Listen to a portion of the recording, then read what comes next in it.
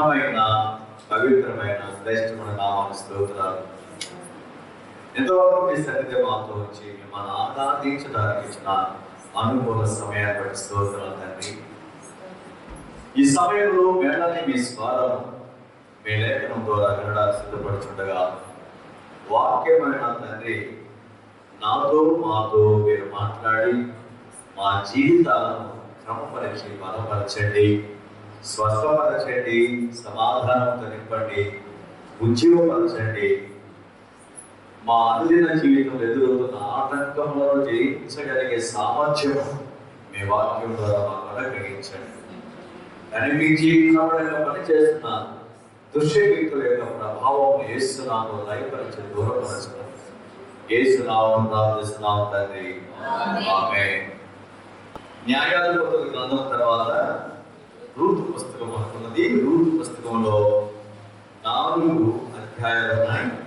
చాలా అమూల్యమైన అధ్యాయాలు. 4 అధ్యాయాల సారాంశాన్ని నేను తెలియజేస్తాను. ఇక్కడ కూడా దేవుని ప్రేమ కనబడతా ఉంది. వినవచ్చు, మనిషి పట్ల దేవునికి అంత ప్రేమ ఎందుకు అని ఎవరైనా ప్రశ్నించవచ్చు. మానవుడంటే దేవునికి అంత ప్రేమ ఎందుకు అనే ప్రశ్న పక్కగా మీరు మీ మనసులో ఆలోచన చేస్తే దానికి కారణాలు చాలా ఉన్నాయి. దేవుడు ఈ సృష్టిని తన మాట ద్వారా చేశాడు. ఎలా చేశాడు? కలుగుగాక. ఆదిలో దేవుడు భూమి ఆకాశం సృష్టించాడు. భూమి నిరాకారముగా శూన్యముగా ఉన్నది. చీకటి అగాధ జలముల పైన ఆలాడుతున్నది. చీకటి అగాధ జలములు కరిగిపో ఉన్నది. దేవుని ఆత్మ జలము మీద అలాంటి సమయంలో దేవుడు చూసి ఈ నిరాకారంగా శూన్యముగా నిష్ప్రయోజనకరంగా ఉన్న ప్రకృతిని, సృష్టిని ఉపయోగకరంగా మార్చడానికి, ఉపయోగంలోకి తేవడానికి ఆయన ఒక నూతనమైన పద్ధతుల్లో సృష్టిని క్రమపరిచాడు. మొదటి దినాన వెలుగును చేశాడు, రెండవ దినాన ఆకాశమును చేశాడు, మూడవ దినాన ఆయన సముద్రములను భూమిని వేరుపరిచాడు, నాలుగవ దినాన సూర్య చంద్ర నక్షత్రాలను చేశాడు, ఐదవ దినాన సకల జీవరాశి జంతువులు చేపలను చేశాడు, ఆరవ దినాన మనిషిని చేశాడు. ఈ 5 దినాల సృష్టిని దేవుడు కలుగుగాక కలుగుగాక కలుగుగాక అని కలిగింది. కానీ 6వ రోజు మాత్రం పాలన చేసే సమయంలో నేల మట్టితో నరుని నిర్మించి వారి నాసికారంధ్రములలో జీవ వాయువు పొందగా నరుడు జీవించు ప్రాణి ఆయను. ఒక ప్రత్యేకమైన శ్రద్ధ తీసుకున్నాడు. మానవుని నిర్మించే ఆ క్రమంలో దేవుడు ఒక ప్రత్యేకమైన శ్రద్ధ తీసుకుని తన స్వహస్తాలతో మానవుని నిర్మించాడు. అందుకే మానవుని యొక్క నిర్మాణాన్ని గురించి ఆలోచన చేస్తే చాలా ఆశ్చర్యం. మానవునికి దేహం ఇచ్చాడు దేవుడు, మానవునికి ప్రాణాన్ని ఇచ్చాడు దేవుడు, మానవునికి ఆత్మనిచ్చాడు దేవుడు. ఏమి ఇచ్చాడు? మానవునికి దేహం అంటే దేహంలో ఏమున్నాయి? దేహంలో ఎముకలు ఉన్నాయి, దేహంలో మాంసం ఉన్నది, దేహంలో రక్తము ఉన్నది. తర్వాత ప్రాణం ఇచ్చాడు. ప్రాణములు ఏమున్నాయి? ప్రాణములు కూడా ఉన్నాయి. ప్రాణములు ఏమున్నది? ప్రాణంలో జ్ఞానం ఉన్నది, ప్రాణంలో భావావేశం ఉన్నది. భావావేశం అంటే ఫీలింగ్స్ సంతోషించడం, దుఃఖించడం, ఇవి భావావేశం ఉన్నది. ప్రాణంలో స్వేచ్ఛ చిత్తం ఉన్నది, ఫ్రీ విల్ అంటే స్వేచ్ఛ చిత్తం. మనం ఏం చేయాలి అనుకుంటే దాన్ని చేయొచ్చు కదా. నేను ఆపేవారు ఎవరు లేరు. అక్కడ తల్లిదండ్రులు ఆపుతారు అంటే తల్లిదండ్రులు లేనప్పుడు చేస్తారు. అవును కదా. నీ స్నేహితుడు ఆపుతారంటే స్నేహితుడు లేనప్పుడు నీ మనసులో ఏమనుకుంటావు? ఆ స్వేచ్ఛ చిత్తం దేవుడు మనిషికి ఇచ్చాడు. పడు తినతాడు కానీ బలవంతంగా కనబడుకున్న చెడుతారు దేవుడు లేడు. ఆజ్ఞయించాడంతే నీ ఇష్టం. కాబట్టి ప్రాణంలో 3 ఉన్నాయి, ఆత్మలు కూడా 3 ఉన్నాయి. ఏమున్నాయి ఆత్మలో? మనస్సాక్షి ఉంది, ప్రాణంలో ఏముంది? ఆత్మలో ఏముంది? మనస్సాక్షి ఉంది, ప్రాణంలో అంతర్జ్ఞానం ఉంది, ప్రాణంలో జిజ్ఞాస ఉంది. ఆత్మలో ఏమైనా చెప్పండి? మనస్సాక్షి ఉంది, ఆత్మలో అంతర్జ్ఞానం ఉంది, ఆత్మలో జిజ్ఞాస, క్యూరియాసిటీ అంటారు ఇంగ్లీష్. జిజ్ఞాస, తెలుసుకోవాలి అన్న ఆశ ఉన్నది. ఇన్ని పెట్టేటండి మానవునికి. అంటే దేవుడు ఒక ప్రత్యేకమైన శ్రద్ధ తీసుకొని మానవుని ఆ విధంగా చేయడం ద్వారా మానవుని పట్ల దేవుని ప్రేమ వెల్లడి అవుతున్నది. ఇంత ప్రేమతో తన పోలికలో తన స్వరూపంలో మానవుని చేస్తే, తన పోలికలో తన స్వరూపంలో చేయబడ్డ మానవుడు నిర్మించిన దేవుని విడిచిపెట్టి పాడైపోవడానికి పరిగెడితే దేవుడు చూస్తూ ఊరుకుంటాడు. నయానము భయాన్ని ఆయన తిరిగి తన దరికి చేర్చుకుంటాడు. చూడండి, ఇప్పుడు ఈ రూతు గ్రంథంలో మనకు పరిచయమైనటువంటి ఒక కుటుంబం ఉన్నది. ఎవరు వారంటే ఎలీమెలెకు, నయోమి, మహలోను, కీలేవు. తర్వాత 2 మోయాబు దేశంలో వారికి దొరికారు. మరొకసారి జ్ఞాపకం చేయండి. ఎలీమెలెకు, నయోమి, మహలోను, కీలేవు. ఒక కుటుంబం బేత్లెహేములో, యూదా దేశమునందు బేత్లెహేము ఒక గ్రామంలో భక్తి కలిగిన ఒక కుటుంబం మనం చూస్తాము. కుటుంబ వ్యవస్థ, దేవుడు నిర్మించిన వాటిలో కుటుంబ వ్యవస్థ అద్భుతమైనది. దేవుడు కుటుంబ వ్యవస్థ ఎందుకు ఇచ్చాడు అంటే 3 విషయాలు ఉన్నాయి. కుటుంబ వ్యవస్థను దేవుడు ఇవ్వడంలో దేవుడి యొక్క ఉద్దేశం ఏంటంటే, మొదటిది ఆ కుటుంబాన్ని దేవుడు ప్రేమిస్తున్నాడని ప్రతి ఒక్కరు తెలుసుకోవాలి. రెండవది, ఆ కుటుంబంలో దేవుడు మనకు కలిసి జీవించడానికి ఇష్టపడుతున్నాడని తెలుసుకోవాలి. మూడవది, ఆ కుటుంబం ఈ భూలోకంలో ఒక చిన్న పరలోకంగా చూడాలని దేవుడు ఆశపడుతున్నాడని తెలుసుకోవాలి. ఏం చెప్పారు? ఆ కుటుంబాన్ని దేవుడు ప్రేమిస్తున్నాడు, ఆ కుటుంబంలో వ్యక్తులను దేవుడు ప్రేమిస్తున్నాడని తెలుసుకోవాలి. ఆ కుటుంబంలో మాతో కలిసి ఆయన జీవించడానికి ఇష్టపడుతున్నాడని తెలుసుకోవాలి. ఆ కుటుంబం ఒక చిన్న పరలోకంగా ఉండాలని దేవుడు ఆశపడుతున్నాడని మనం తెలుసుకోవాలి. తెలుసుకుంటే ఏమిటంటే, మేము అలా ఉండడానికి మనం కృషి చేస్తాము. తెలియకపోతే మనం పట్టించుకోము, తెలిస్తే అలా ఉండాలి. దేవుడు అందుకే నా కుటుంబ వ్యవస్థ ఇచ్చాడు. ఈ కుటుంబంలో ప్రతి వారు దేవుడిని ప్రేమిస్తున్నాడు. ఈ కుటుంబంలో మనతో కలిసి ఆయన నివాసం చేయడానికి ఇష్టపడుతున్నాడు. ఈ కుటుంబం ఒక చిన్న పరలోకంలో ఉండడానికి ఇష్టపడుతున్నాడు అని తెలుసుకుంటే అలాగా జీవించడానికి మనం ప్రయాసపడతాం. ఓకే, బేత్లెహేములో ఉన్న బేత్లెహేము అంటే అర్థం ఏంటంటే రొట్టెలు సమృద్ధిగా ఆహారం దొరికే ప్రాంతం బేత్లెహేము. దేవుడు నివసించే ప్రాంతం బేత్లెహేము. చాలా అద్భుతమైనటువంటి చిన్న ఊరు, ఎప్పుడు సమృద్ధిగా ఆహారం దొరికేవాడు. కుటుంబ వ్యవస్థలో దేవుడు సమృద్ధిని ఇవ్వడానికి ఇష్టపడుతున్నాడు. ఏ కుటుంబంలో కూడా కరువు ఉండాలని దేవుడు ఆశపడాడు. మొట్టమొదటి కుటుంబం ఆదాము హవ్వల కుటుంబం ఏదైనా మనమే కదా. ఆ ఏదైనా మనలో ఏదైనా పడుతుందా? ఎంత అద్భుతమైన ఆహారం ఉందండి. జీవజల నదులు ఉన్నాయి, వృక్ష చెట్లు ఉన్నాయి, వృక్షాలు ఉన్నాయి, ఏ మనకు లేదు. అంటే దాన్ని బట్టి మనం అర్థం చేసుకోవాలి. ప్రతి కుటుంబ వ్యవస్థ సమృద్ధి దేవుడు అనుభవించాలి, సుఖంగా, సంతోషంగా, ఆనందంగా, ఆరోగ్యంగా ఉండాలి అన్నది దైవ ప్రణాళిక. అందుకే కుటుంబ వ్యవస్థతో, మొట్టమొదటి కుటుంబ వ్యవస్థతో దేవుడు చెప్పాడు, ఆదికాండం 1:22 మీరు ఫలించండి, మీరు అభివృద్ధి చెందండి, మీరు భూమిని నింపండి, మీరు విస్తరించండి, మీరు వాటిని లోపరుచుకోండి, మీరు యాలండి, పరిపాలన చేయండి అన్నాడు. ఎన్ని ఆశీర్వాదాలు? ఆ ఆశీర్వాదాలు. ఫలించండి, విస్తరించండి, భూమిని నింపండి, లోపరుచుకోండి, ఏడాది విస్తరించేది.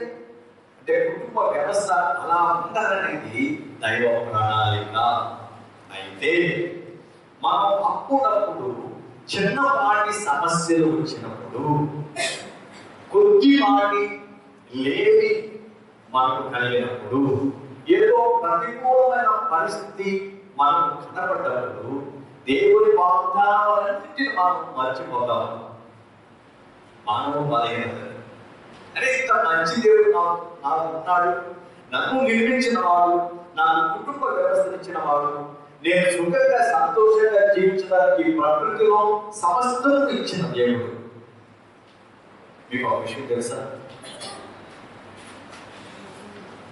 మనకు మన జీవిత మర్మాన్ని తెలుసుకోవడానికి, జీవితం యొక్క విలువను తెలుసుకోవడానికి మనం ఏ పుస్తకాలు చదవలసిన పని లేదు. ఎందుకు తెలుసా? దేవుడు ఈ ప్రకృతిని ఒక పాఠశాలగా మనకు ఇచ్చాడు. చూడగలిగిన దృష్టి, గ్రహించగలిగిన మనసు నీకుంటే ఈ ప్రకృతిని చూచే ఎన్నో విషయాలను నేర్చుకోవచ్చు. కీర్తనకారుడు అంటాడు, 19వ కీర్తన 1-2 వచనాలు మనం చదవగలిగితే, ఆకాశములు దేవుని మహిమను వివరించుతున్నవి, అంతరిక్షము ఆయన చేతి పనిని ప్రచురపరుస్తున్నది, పగటి పగలు బోధ చేయుచున్నది, రాత్రికి రాత్రి జ్ఞానము తెలుపుచున్నది. భాష లేదు, మాటలు లేవు, ఏమి కూడా వారికి తెలియదు. అయితే ఒకదానికొకటి జ్ఞానంతో ఆ సంభాషణ చేసుకుంటున్నాయి, దేవుని మహిమను వివరిస్తున్నాయి. నోరు లేని, కళ్ళు లేని ఈ ప్రకృతి ఒకదాని నుంచి ఒకటి ఇన్స్పైర్ అయ్యి దేవుడిని స్తుతిస్తుంటే అన్నీ కలిగిన మనకు బోధపడదా? దైవజ్ఞానం ప్రకృతిలో కనబడదా? కానీ మన మనసు లేదు. దేవుడి సృష్టిని చూసి ఏదో తెలుసుకోవడం తపన లేదు. అందుకని మన పుస్తకాలు అవసరమే. పుస్తకాలు చదివి మన సమాచారాన్ని సేకరిస్తాం. ఒకే మంచిది. ఇంకొక విషయం తెలుసా? నీకు వచ్చే రోగాలు ఏదైనా జబ్బు చేస్తే ప్రత్యేకమైన మెడిసిన్ అవసరం లేదు. ఎందుకు తెలుసా? మానవునికి ఋతువులు మారే కాలంలో వస్తున్న బలహీనతను స్వస్థపరచడానికి అవసరమైన మెడిసిన్ దేవుడు ప్రకృతిలోని దాచిపెట్టాడు. రకరకాల చెట్ల ద్వారా రకరకాల వైద్యం మనం పొందుకోవచ్చు. కానీ ఈ రోజుల్లో అవి కూడా మనకు పనిచేయట్లేదు. ప్రకృతి వైద్యం పనిచేయలేదు. కారణం ఏంటంటే మానవ శాస్త్రసిద్ధమైనటువంటి ఆహారాన్ని తినడానికి బదులుగా కృత్రిమమైనటువంటి ఆహారాన్ని తినడం ద్వారా వచ్చిన జబ్బులు కృత్రిమమైనటువంటి మెడిసిన్ ద్వారానే పోతాయి. కానీ సహజసిద్ధమైన వైద్యంతో ఇది తప్పెవరిది? మానవుడి. మనమే. దేవుడేమో చాలా అద్భుతంగా సృష్టి చేశాడు. దేవుడేమో మనిషిని చాలా అద్భుతంగా చేశాడు. దేవుడు కుటుంబ వ్యవస్థ ఆశీర్వాదకరంగా ఉండడానికి చేశాడు. అయితే మానవుడి బలహీనమే. దేవుడిని మర్చిపోయి దేవుడికి దూరంగా పరిగెత్తి అనేక శ్రమలను తెచ్చుకుంటున్నాడు, నష్టపోతున్నాడు అని వాస్తవం మీద ఆలోచించాయి. కనుక ఇక్కడ ఎలీమెలెకు, నయోమి, మహులు, కీలు అన్నటువంటి కుటుంబం బేత్లెహేములో ఉన్నది. అయితే చిన్నపాటి కరువు వచ్చినట్టుగా మనం చూస్తా ఉన్నాం. ఆ కరువు వచ్చినప్పుడు వారు ఏం చేశారంటే బేత్లెహేమును విడిచిపెట్టి మోయాబు దేశమునకు వెళ్ళిపోయారు. బాగా అర్థం చేసుకోండి. బేత్లెహేము నుండి మోయాబు దేశానికి వెళ్ళిపోయారు. ఇక్కడ మనం ఒక విషయాన్ని గుర్తించాలి. బేత్లెహేము అన్నది దైవ సన్నిధి, దేవుడు ఉన్న ప్రాంతం, దేవుని ప్రజలు, దేవుని సహవాసం, ఆరాధన వెంటనే ఉన్న ప్రాంతం. మోయాబు అన్నది యోర్దాను నదికి తూర్పు వైపు ఉంటుంది. మోయాబు అక్కడ దేవుడు ఎనగని ప్రజలు, విగ్రహారాధికులు, దేవుడు ఎందుకు భయపు భక్తి లేనివారు, కక్షలు, కార్పణ్యం, అసూయ, ద్వేషాలతో నిండిన ప్రాంతం. దేవుని చేత శిక్షించబడినటువంటి ప్రజలు నివసించే ప్రాంతం పోయారు. వీళ్ళు ఫ్యామిలీని ఇక్కడ నుండి ఎక్కడ షిఫ్ట్ చేశారు? షిఫ్ట్ చేశారు. దేని వలన? చిన్నపాటి సమస్య, కరువు వచ్చింది. ఋతువులు కలిగిన మార్పులు కావచ్చు, లేక ధర్మశాస్త్రంలో రాయబడినట్టుగా ద్వితీయోపదేశకాండం 28వ అధ్యాయంలో రాయబడినట్లుగా నా మాట వింటే మీరు దీవెనకరంగా ఉంటారు, నా మాట వినకపోతే ఆకాశం నేను ఇతర చేస్తాను, అది మీకు వర్షమును ఇవ్వదు, వర్షం రాకపోతే భూమి మీకు అలాంటి పంటనేమో, తద్వారా మీకు కరువు వస్తుంది అని చెప్పినట్టుగా వేదలేఖలు కరువు రావడానికి కారణం ఏంటో మనకు తెలియదు, అక్కడ రాయబడలేదు. కానీ కరువు వచ్చింది. కరువు వచ్చినప్పుడు ఏం చేయాలి? మనుషులు సమస్య వచ్చినప్పుడు దేవుడి ప్రజలు ఏం చేయాలి? ఆ సమస్య నుండి తప్పించుకోవడానికి మరొక ప్రాంతానికి వెళ్ళాలన్నా, లేక సమస్యకు కారణం మనకు తెలిసినా తెలియకపోయినా దేవుడి దగ్గరికి ప్రార్థన చేయాలి. దేవుడి దగ్గరికి వెళ్ళి ప్రార్థన చేయాలి.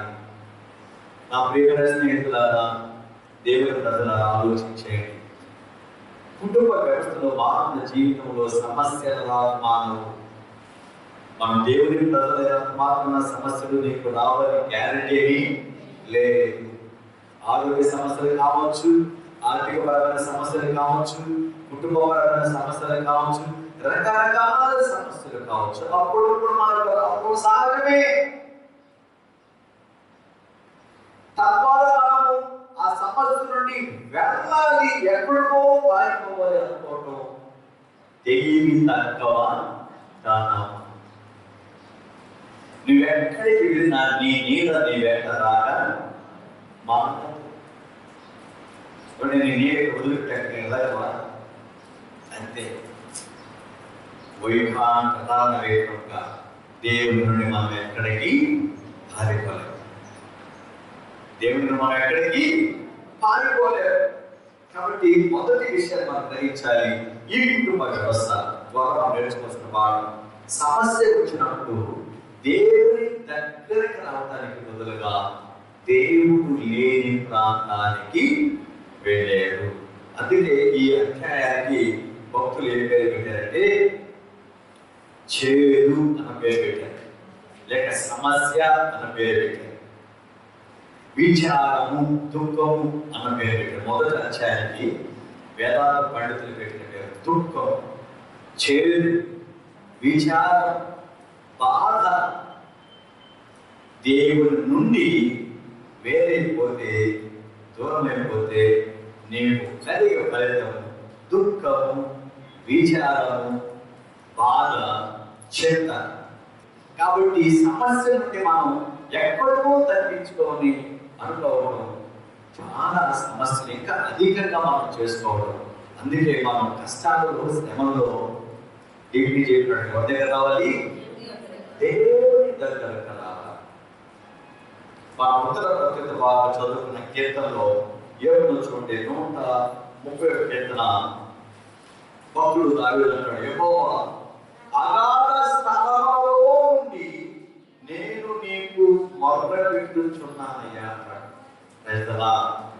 ఏదో ఒక కారణం చేత భక్తుడు అగాధ స్థలంలోని అనుభవానికి వెళ్ళిపోయాడు.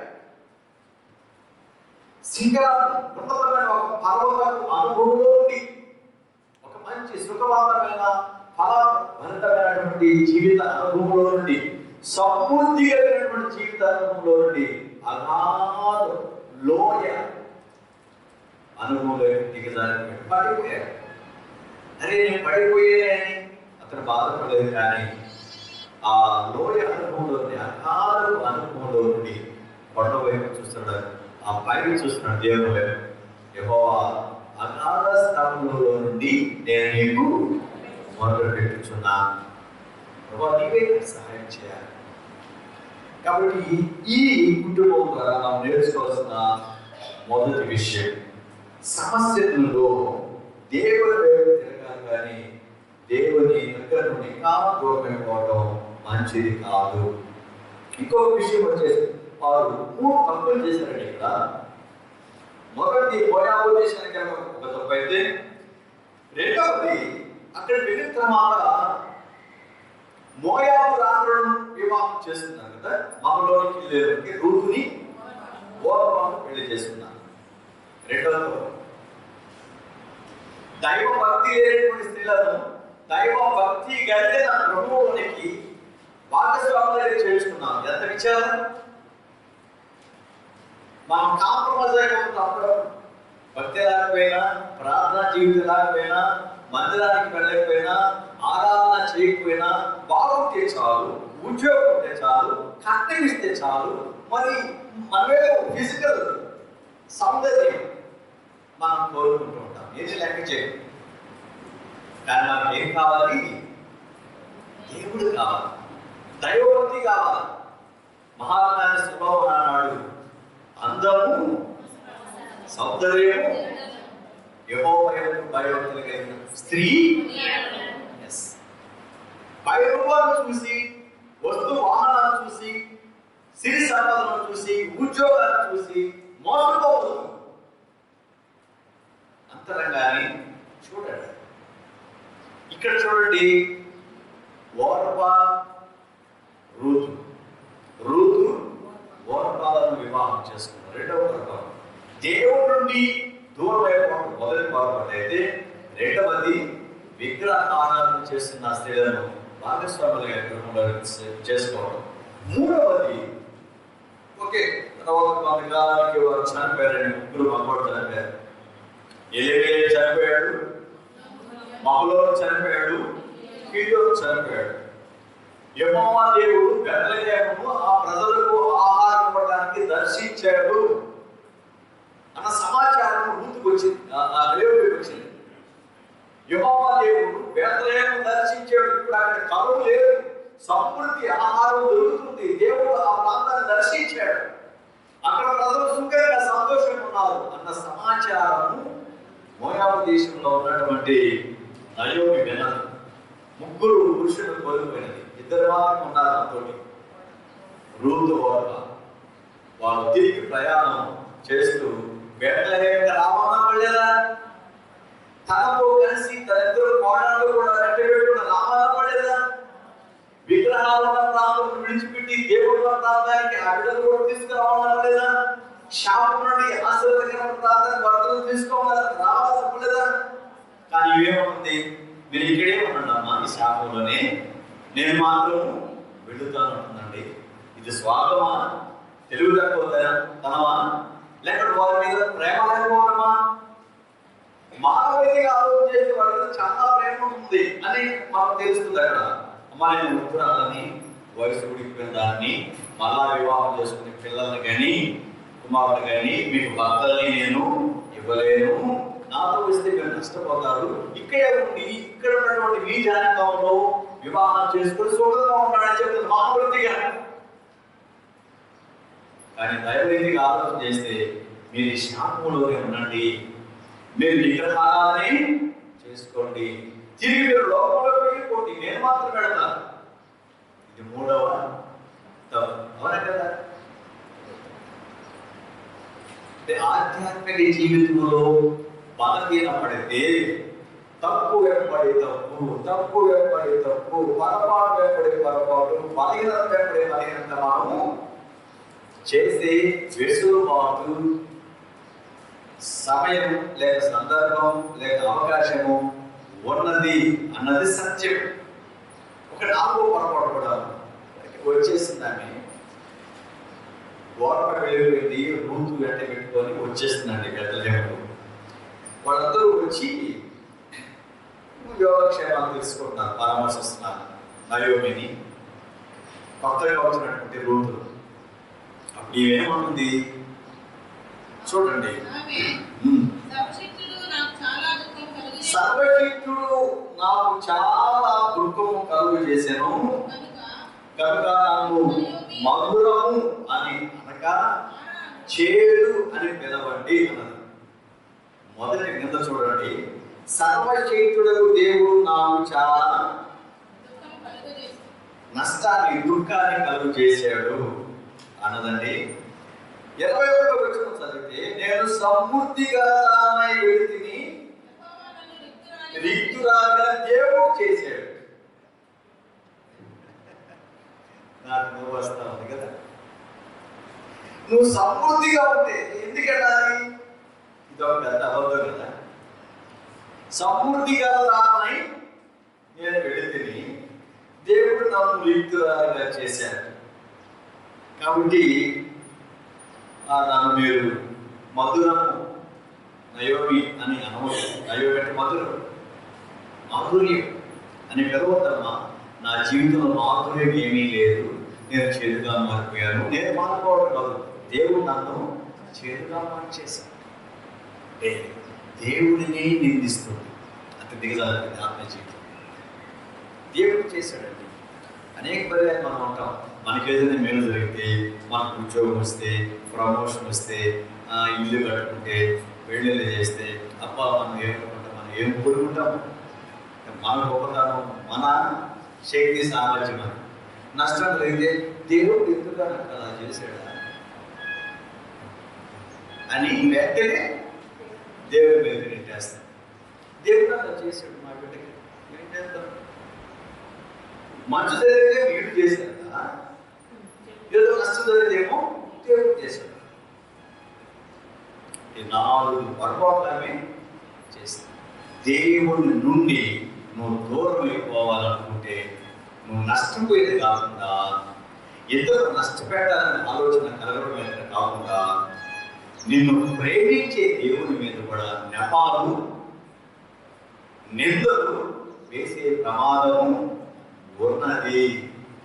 దేవుడు ప్రేమపై కుటుంబ వ్యవస్థ దేవుడే ఇచ్చాడు. దేవుడు కుటుంబ వ్యవస్థను ప్రేమించాడని మనం తెలుసుకోవాలి.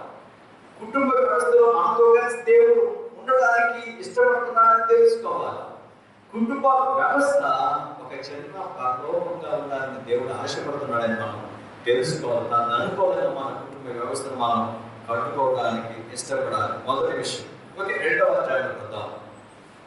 2వ అధ్యాయానికి భక్తులు పెట్టిన పేరు ఏంటంటే సేవ, సర్వీస్.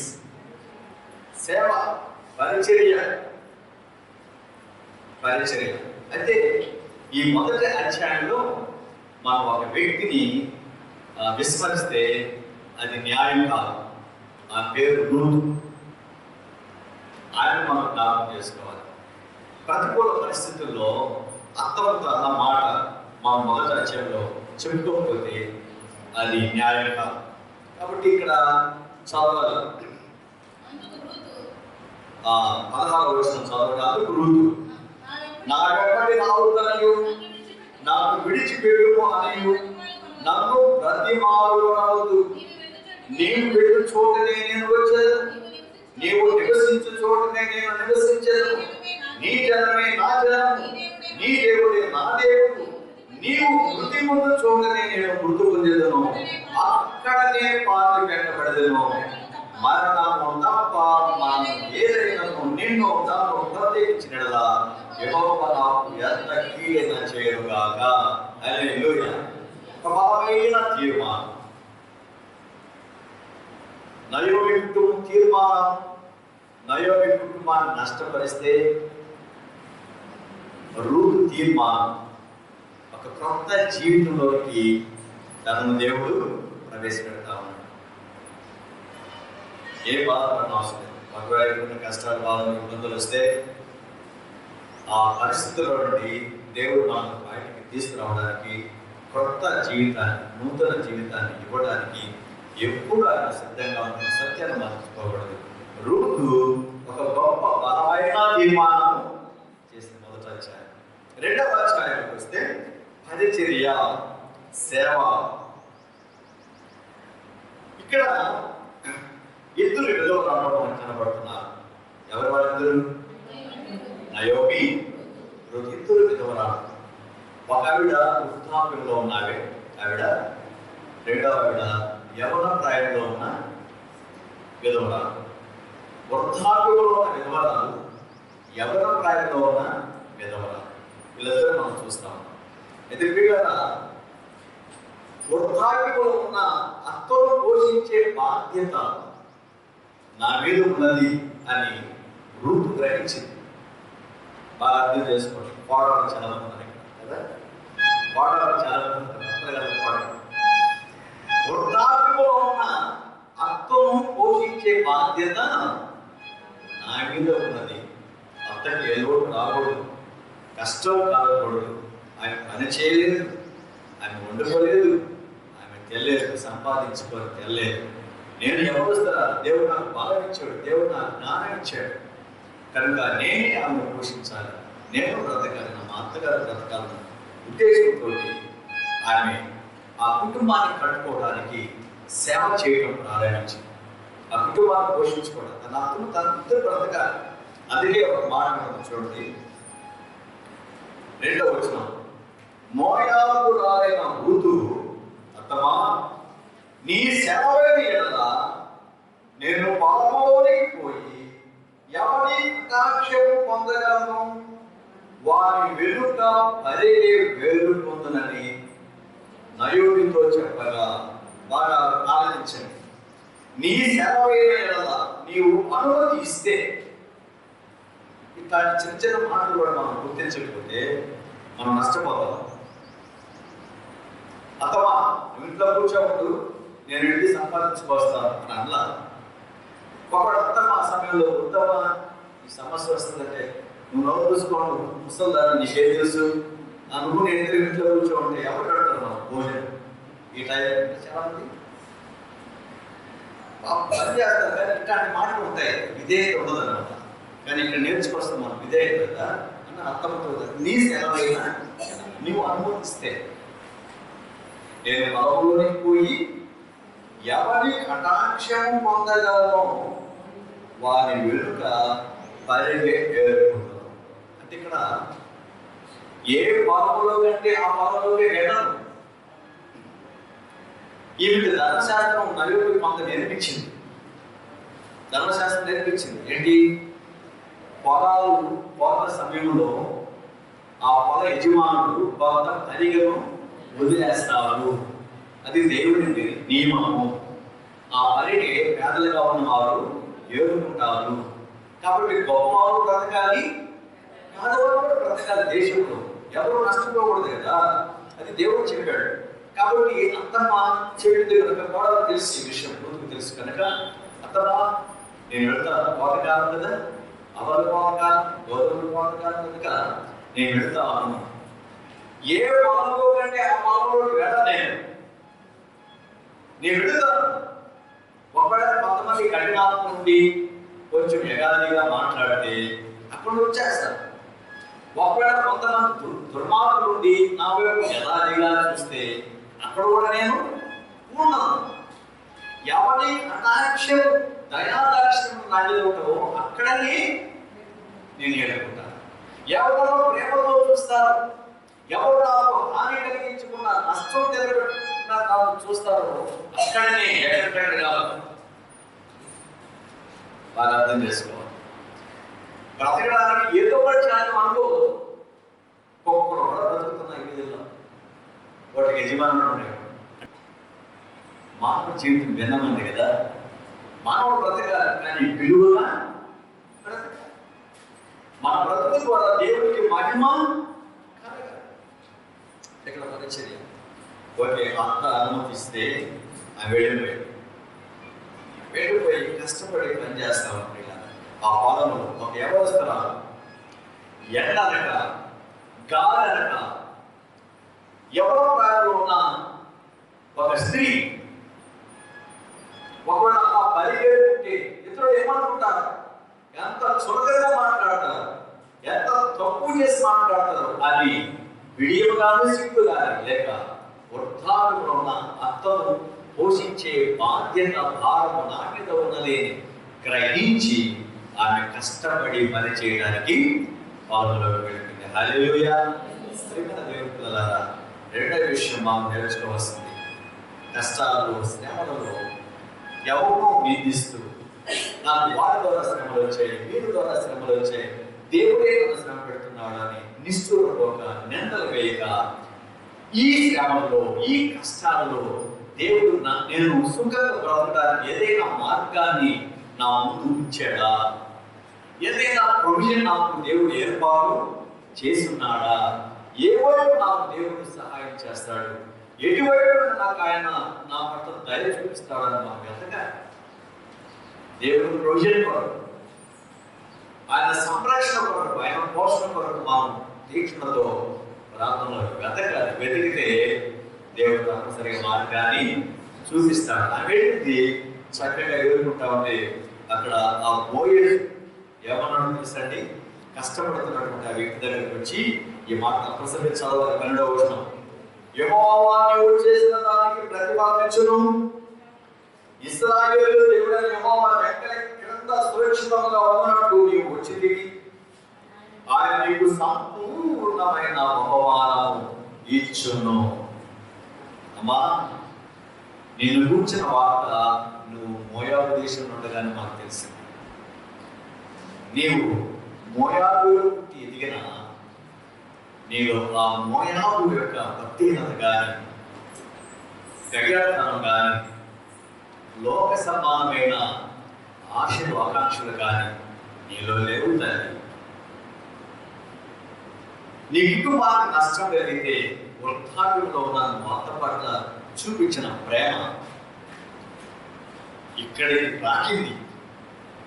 నేను విన్నా, నీ గురించి నేను విన్నా. నువ్వు ఎంతో త్యాగం చేశావు, నీ జీవితాన్ని బలంగా పెట్టాలని ఇష్టపడ్డావు. నీకు వేరు కలుగుతారన్న ఒక నిరీక్షణ లేకపోయినప్పటికీ నీ భవిష్యత్తు కంటే మీ అంత సంరక్షణని గొప్పదని భావించి నువ్వు చేసిన పనికి దేవుడే నీకు ప్రతిఫలం ఇస్తావు. దేవుడే నీకు ప్రతిఫలం ఇస్తాడు. నువ్వు దేవుని సురక్షితమైన రెక్కల క్రింద భద్రంగా ఉంటావు. అంతేకాదు, నీకు దేవుడు తగిన బహుమతిని ఇస్తాడు. హల్లెలూయా. 2వ అధ్యాయం ఎక్కిన తర్వాత చదవండి. ఆ ఆశీర్వాదకరమైన మాటలు, అవి పరిచయ ధర్మాన్ని దేవుడు చూచి ఆ పొలం యొక్క యజమానైన బోయుల ద్వారా ఈ ఆశీర్వాదకరమైన ప్రోత్సాహకరమైన మాటలను అందించాడు. మన కష్టాల్లో ఉన్నప్పుడు, ఉసూరు మనకు దిగులుగా ఉన్నప్పుడు ఎవరైనా వచ్చి ఎందుకు ఇలా ఉంటావు, మేము అందరూ లేవా, నన్ను ఒంటరిగా ఉంటావా, మేము కష్టాలు ఉన్నప్పుడు మేము గుర్తురాలేదా అని నీకేం కావాలి చెప్పు అని అంటే మనకు సంతోషం వస్తుంది కదా, ఎంత ధైర్యం వస్తుంది కదా, ఏమి ఎంత బాధ చేస్తుంది. ఎస్, అదే కలిగింది ఇక్కడ. పోయేడు రూతుతో మాట్లాడినప్పుడు రూతు ఎంతో సంతోషించాడు. ఆ మాటలు పరిగెట్టుకుంటూ ఇంటికి వచ్చి వాళ్ళ అత్త ముందు చెప్పింది. వాళ్ళ అత్త కూడా ఎంతో సంతోషపడి ఆ మాటలతో మాట్లాడిన పోయేసు మరయ్యవాడు కాదమ్మా, మనకు సమీప బంధువు, నీకు అక్కడే సహాయం చేస్తాడు, నువ్వు వెళ్ళవలసిన మార్గాన్ని తప్పనిసరిగా ఆయన చూపిస్తాడు, ఆయన ద్వారా నీకు మేలు కలుగుతుంది. ఎస్, మన కష్టాలు ఉన్నప్పుడు, శ్రమలో ఉన్నప్పుడు, ఎక్కడికో మనం దేవుడు లేని ప్రాంతానికి వెళ్ళడం కంటే దేవుని ప్రజలతో సహవాసం చేయడానికి, దేవుని సహవాసంలో మనం దేవుడి సన్నిధికి వచ్చి ప్రార్థన చేయడానికి, దేవుడితో కలిసి మనం ప్రయాణం చేయడానికి ఇష్టపడాలి. కానీ దేవుడు లేని ప్రాంతానికి వెళ్ళి మన ఆశలు తీర్చుకోవాలి, మన కోరికలు తీర్చుకోవాలి, మనం ఏదో సాధించాలనుకుంటే మేలు కలగకపోగా నష్టము తీవ్రంగా కలుగుతుంది. మర్చిపోతుంది. 2వ అధ్యాయం. ఓకే, 3వ అధ్యాయంలోకి వస్తే 3వ అధ్యాయంలో తనను తాను అప్పగించుకుంటాం. రూతు తనను తాను అప్పగించుకుంటాం. సబ్మిషన్ అన్నది మనం చూస్తాము. అత్తమ్మ చెప్పిన మాటలు వెళ్ళదు. ఏమన్నా తెలుసా? నయోమి పిలిచి, కుమారి, నీకు మేలు కలిగినట్లు నేను నీ కొరకు విశ్రాంతి విచారించవలసినదాను కదా. ఎవరి పనికెళ్ళదని ఉంటేవో ఆ బోయలు మనకు బంధువుడు, ఇదిగో ఈ రాత్రి అతడు కళ్ళమన అవతూర్పార పట్టింపబోచున్నాడు. నువ్వు స్నానం చేసి తైలం రాసుకొని నీ బట్టలు కట్టుకొని ఆ కళ్ళమనకు వెళ్ళు. అతడు అన్నపానముల నుంచి కూడా సాధించవరకు నీవు అతనికి మరుగే ఉండము. అతడు పండుగ తర్వాత అతడు పండుగ స్నానం గుర్తిరిగి లోపలికి పోయి అతని కాళ్ళ మీద ఉన్న బట్ట తీసి పండుగ నీవు చేయవలసిన దానికి అతను నీకు తెలియచేయను అని ఆయనతో అనగా అత్తమ్మ చెప్పినట్లుగానే ఆమె చేసింది. ఇక్కడ బోయజు యేసుక్రీస్తు ప్రభుల వారికి సాదృశ్యంగా ఉన్నాడు. ఫలము సంఘానికి సాదృశ్యంగా ఉన్నది. ఋతు విశ్వాసికి సాదృశ్యంగా ఉన్నది. ఇక్కడ మనం తప్పుగా అర్థం చేసుకోవాలి. దాన్ని మన ఆధ్యాత్మిక జీవితాన్ని అనుభవించుకోవాలి. పోయే కష్టాలలో శ్రమలలో మనకు మేలు చేసేవాడు యేసు ప్రభుల వారికి సాదృశ్యంగా ఉన్నాడు. ఫలం సంఘానికి, సంఘ సహవాసానికి సాదృశ్యంగా ఉన్నది. ఋతు కష్టాలలో, బాధల్లో, శ్రమలలో, ఇబ్బందుల్లో ఉన్న ఒక విశ్వాసికి సాదృశ్యంగా ఉన్నది. కనుక అర్థం చేయనట్టుగా తను సంపూర్ణంగా దైవ చిత్తానికి లోపరుచుకోవడానికి ఇష్టపడుతుందని ఆలోచించండి. నీ జీవితంలో దేవుడు అద్భుత కార్యం చేయాలంటే, నీ జీవితం దేవుడు మేలు జరిగించాలంటే, దైవ చిత్తానుసారంగా దేవుడి ఉద్దేశాలన్నీ పరిపూర్ణంగా నీ జీవితంలో నెరవేరాలంటే నీవు దేవునికి అందుబాటులో ఉండాలి. ఎక్కడ ఉండాలి? అందుబాటులో ఉండాలి, సమీపంగా ఉండాలి. అందుబాటులో ఉన్న వారిని దేవుడు వాడుకుంటాడు. అందుబాటులో ఉన్న వారికి దేవుడు సహాయం చేస్తాడు. సమీపంగా ఉన్న వారిని దేవుడు అనుక్షణము పరామర్శిస్తాడు. మనం దేవునికి అందుబాటులో ఉండాలి. అక్కడ బోయజు చూసి చాలా అద్భుతమైనటువంటి మాట అన్నాడు. చూడండి, 10వ వచనం చదివి, కుమారి, నా కుమారి, యెహోవా చేత నీవు దీవెన నొందిన దానము, కొద్దివారినే కానీ గొప్పవారినే కానీ యవనస్తులను నీవు వెంబడింపక ఉండుట వలన నీ మునుపటి సత్ప్రవర్తన కంటే ఇప్పటి సత్ప్రవర్తన, అంటే వెనుకటి సత్ప్రవర్తన మరి ఎక్కువైంది అన్నాడు. హల్లెలూయా, హల్లెలూయా. దేవునికి మహిమ కలుగును గాక. మునుపు నీవు చాలా సత్ప్రవర్తనతో జీవించిన దానిని నీ గురించి విన్నానే, కానీ ఇప్పుడు చేసిన ఈ కార్యమును బట్టి దాన్ని మించిన దానం, నేను వినిన దానికంటే, నీ మంచితనాన్ని గురించి, నీ ప్రవర్తన గురించి నేను విన్న దానికంటే కూడా నీ ప్రవర్తన అధికంగా ఉన్నది. క్రైస్తవులు అంటే ఎవరు? లోకానుసారంగా జీవించేవారా, లేక పరిస్థితుల్లో ప్రభావానికి లోనైనవారా, గాలి ఎటుకుంటే అడుగుతూ మరి వంగేవారా? పరిస్థితులు మారినా, నీ పరిస్థితులు పూర్తిగా నీకు వ్యతిరేకంగా ప్రతికూలంగా మారినా, ఎన్ని శ్రమలన్నీ మాట్లాడుతూ ఒక్కసారిగా మోపులాగా మన మీద పడ్డా, మనలో సత్ప్రవర్తన అంతకంతకు అభివృద్ధి. Character is more important. ప్రవర్తన. కాబట్టి ఎంత మంచి మాట, నా కుమారు, యెహోవా చేత నీవు దీవెన నొందినదాను. కాబట్టి ఇక్కడ రూతు ప్రవర్తన యోగ్యమైన ప్రవర్తన. ఎలాంటి ప్రవర్తన? యోగ్యమైన ప్రవర్తన. మొదటి అధ్యాయంలో ఒక గొప్ప తీర్మానం చేసింది, 2వ అధ్యాయంలో విధేయత చూపించింది, 3వ అధ్యాయంలో తన ప్రవర్తన యోగ్యమైనదిగా మార్చుకుంటా. ఓకే, 4వ అధ్యాయం అంతకంటే ఎక్కువ అవసరం లేదు. 4వ అధ్యాయంలో రూతు యొక్క వివాహాన్ని మనం చూస్తా ఉన్నాం.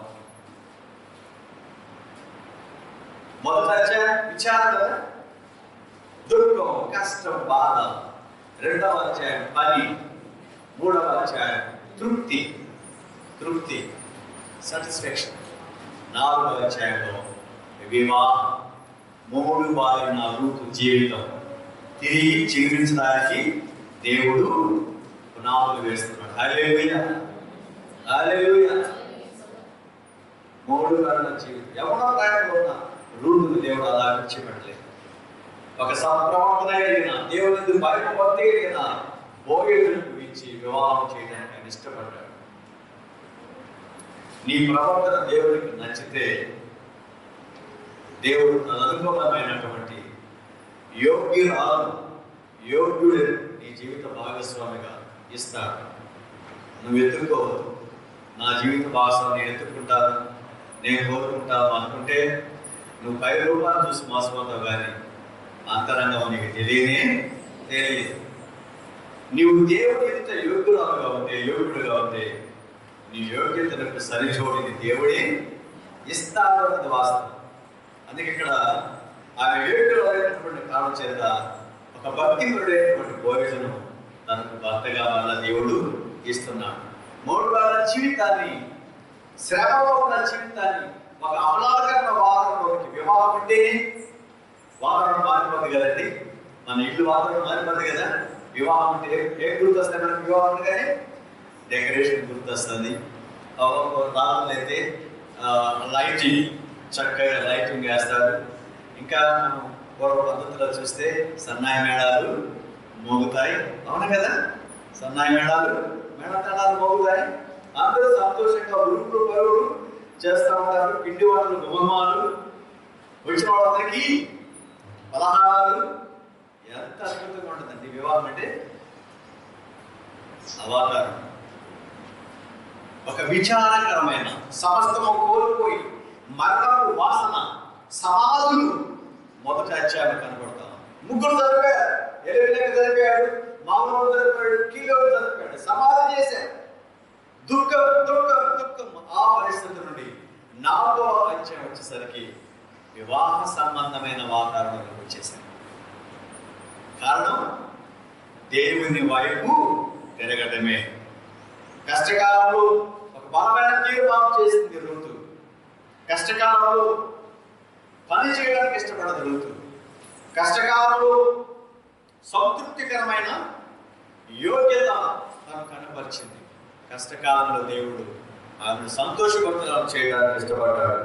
అందుకే వివాహం, బోయజుతో వివాహం. అప్పుడు వచ్చిన చదవండి 4:13. కాబట్టి బోయజు రూతును పెళ్లి చేసుకుని ఆమెకు పోయినప్పుడు యెహోవా ఆమె గర్భవతి అగునట్లు అనుగ్రహించిన కనుక ఆమె కుమారుని కనెను. రైతలా గడిక కాలంలో తెలుసా? వివాహం, పిండి వంటలు, డెకరేషన్స్, సన్నాయి మేళాలు, మంగళ వాయిద్యాలు, ఇవన్నీ వాతావరణం నుండి ఇప్పుడు ఊయల నుండి పురిడి గుడ్డలు, చిన్న బాబు ఉయ్యల్లో వేసి వాళ్ళ నానమ్మ నయోమి ఆ బాబును ఊపుతూ జ్వరపాటు వినిపిస్తున్నాయి. ఇంట్లో దుఃఖకరమైన ఆ ఇంటిలో ఇప్పుడు ఏ వినిపిస్తున్నాయి? జ్వరపాటలు వినిపిస్తున్నాయి. ముచ్చటైన బాబు. ఆ బాబు చూసి వాళ్ళ నాన్నమ్మ మురిసిపోయింది నయోమి. అందుకే ముచ్చటగా అలారుగా ఉన్నటువంటి ఆ బాబును కవిట్లో తీసుకొని ఆ బాబుకు ఓబేదు అన్న పేరు పెట్టి. ఏం పేరండి? ఓబేదు. ప్రైజ్ ది లార్డ్, హల్లెలూయా. ఓబేదు అనే పేరు పెట్టి. ఓబేదుకు యెషయా పుట్టాడు. యెషయాకు దావీదు పుట్టాడు. దావీదు గర్భములో నుండి యేసయ్య పుట్టాడు. ప్రపంచానికి ఆయన నూతనత్వాన్ని ఇచ్చాడు. ఒక కుటుంబం రక్షణ పొందితే ఆ కుటుంబంలో నుండి దేవుడు ప్రపంచానికి అవసరమైన రక్షణను ప్రసాదించగలిగిన యేసును ఇచ్చాడు. హల్లెలూయా. దయచేసి తాళం వస్తాం. ప్రియులారా, ఆలోచించేయండి. నీ శ్రమలలో, కష్టములు, నీ బాధల్లో నువ్వు దేవుని యొద్ద నుండి దూరం అయిపోవాలని అనుకోవద్దు.